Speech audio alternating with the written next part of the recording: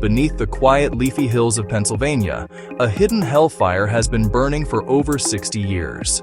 It has consumed everything in its path, not with flame and fury, but with a slow, creeping, invisible poison.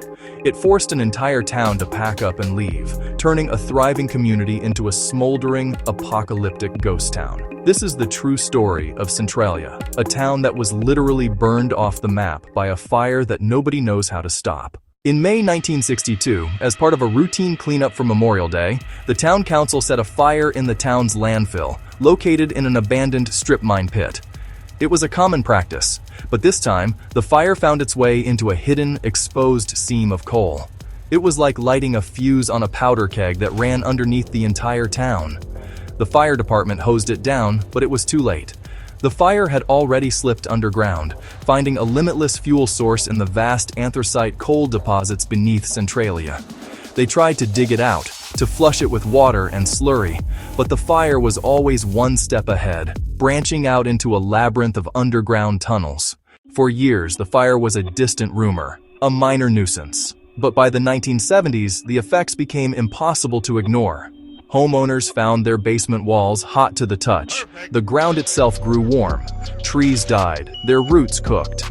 Most terrifyingly, toxic gases, carbon monoxide, carbon dioxide, began seeping up through the soil, filling basements and seepage into homes.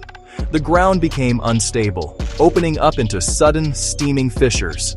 The most famous incident occurred in 1981, when a 12-year-old boy, Todd Domboski, plunged into a sinkhole that suddenly opened in his backyard.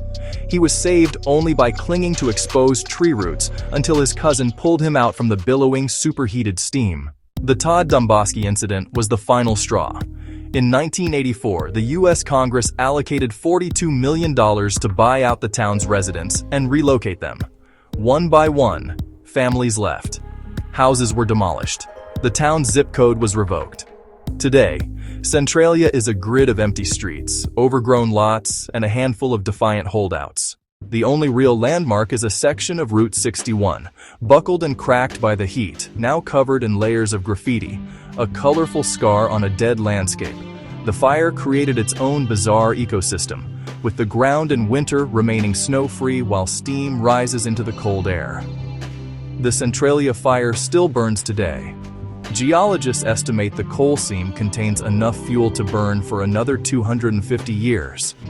The cost to fully excavate and extinguish it is now considered prohibitive, so it continues to smolder, a permanent, slow-burning wound on the land. It serves as a chilling reminder of the unintended consequences of our industrial past and the incredible, unstoppable power of the natural world once it is unleashed.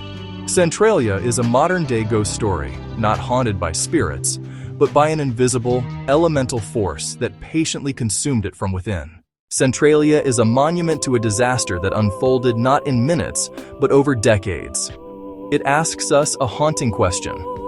What do you do when your home is slowly, inexorably, being destroyed by an enemy you cannot see, cannot fight, and cannot escape?